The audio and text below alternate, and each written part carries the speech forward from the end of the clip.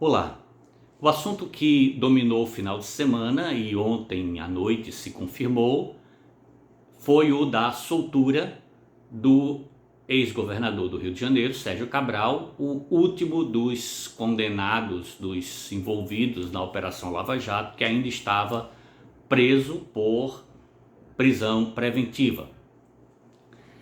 Então há muita discussão, impunidade, não podia, o homem foi condenado a quase 400 anos de prisão, juntando todos os seus crimes, é um absurdo, ele está solto, sendo solto, enfim.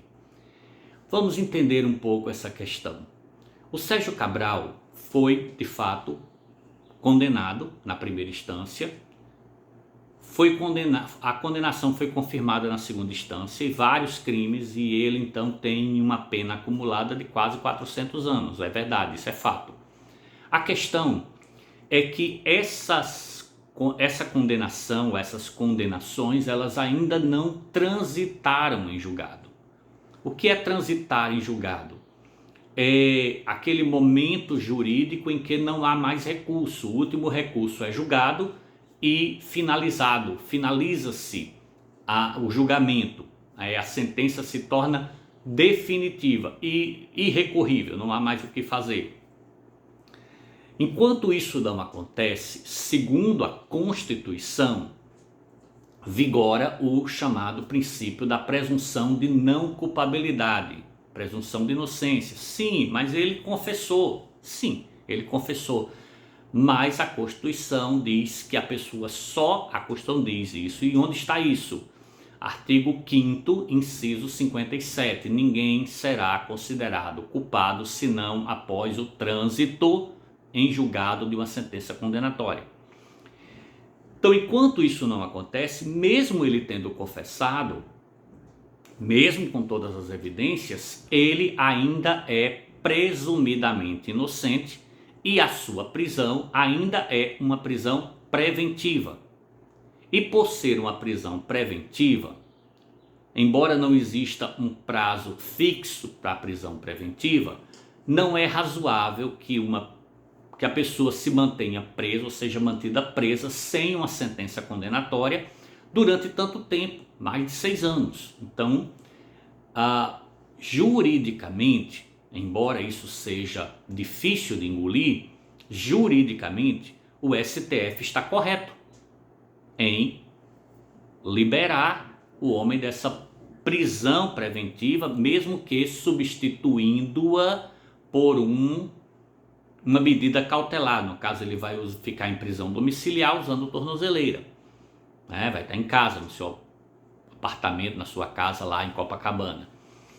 Pois bem, a questão, aí volta-se aquela discussão, aí a prisão em segunda instância deveria voltar, enfim.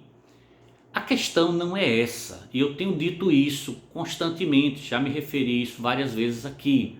O erro está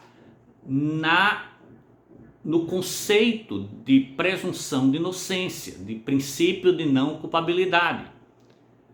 Veja, uma pessoa é acusada de um crime, ainda vai se julgar, ele é presumidamente inocente. Ele está entrando num debate judiciário dizendo eu não fiz, e o Ministério Público dizendo você fez, enfim. Até o momento em que o Estado se manifeste.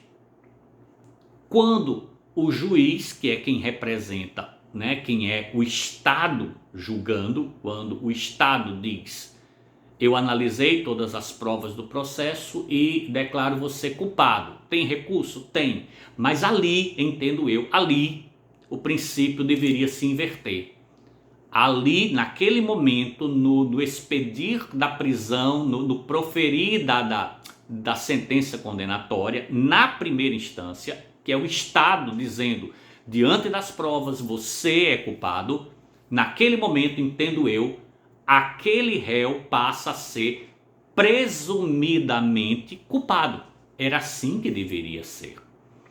Então nós precisamos mudar o inciso 57 da Constituição e não ficar com essa história de prisão em segunda instância. Ou seja, tudo bem, amigo, você foi condenado. Ah, mas eu sou inocente, tá errada essa sentença. Sim, tá errado, então recorra. Mas a partir de agora, a presunção se inverte.